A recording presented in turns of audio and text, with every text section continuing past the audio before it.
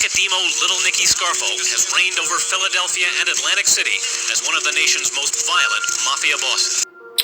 Who was Nicky Scarfo, the high bloodthirsty mob boss? Nicky Scarfo was born into a family was highly involved in the Italian Mafia in Brooklyn, New York on March 8, 1929. He moved to Philadelphia and was introduced to the Mafia by his uncles who took him under their wing. Nicky Scarfo had a violent temper and spent time in jail for violent crimes. He was sent to Atlantic City, Jersey to run a mob outfit under Philadelphia boss Angelo Bruno. Nicky Scarfo was named boss of the Philadelphia family in 1982 after Bruno and his successor Philip Testa were murdered. Nicodemo Scarfo has been incarcerated in a federal penitentiary since 1989. Nicodemo Scarfo, better known as Little Nicky, was born in Brooklyn, New York on March 8, 1929. His father and three uncles, the Piccolos, were all made men in the Genovese crime family. This meant they were untouchable or protected members of the Mafia. The Piccolos were capos under the Bruno crime family run by Angelo Bruno, known as the Gentle Don, for his gentleman personality. Philadelphia was one of the major areas of operation for the American Italian Mafia. This was the beginning of Little Nicky's life of organized crime. Not much is written about the education, but schooling was not a priority for the immigrant Sicilian families in the early 1900s. According to the Howard Obadinsky book Organized Crime, it's not clear when Scarfo moved to Philadelphia. His first job was valet parking cars for elder mobsters, typically a rite of passage for young men making their way through the ranks of the La Cosa Nostra.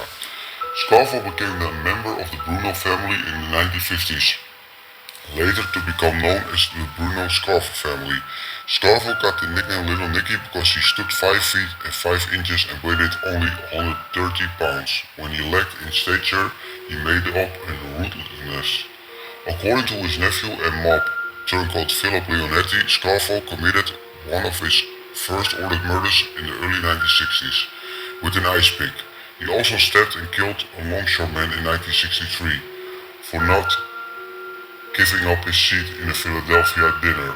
These heinous acts of violence were prequels to the violence Little Nicky would incite as boss of the Philadelphia crime family. Scarfo was found guilty of manslaughter and served 3 months of a 2-year sentence. Obadinsky described Scarfo in Philadelphia paper by saying, "He was a street dog, he had no menacing skills, he was stupid and deadly."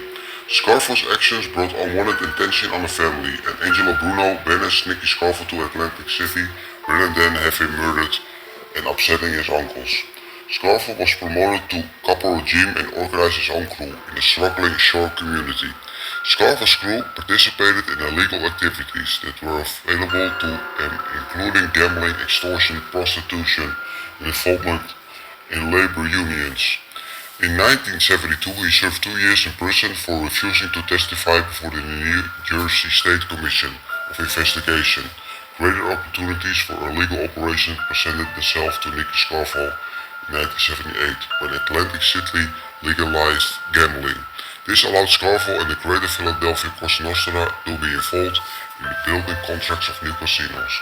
According to testimony given to federal prosecutors and reported by the Philadelphia Inquirer, Scarfo's outfit would typically control materials and labor unions and make sure that the construction ran smoothly in exchange for monetary kickback.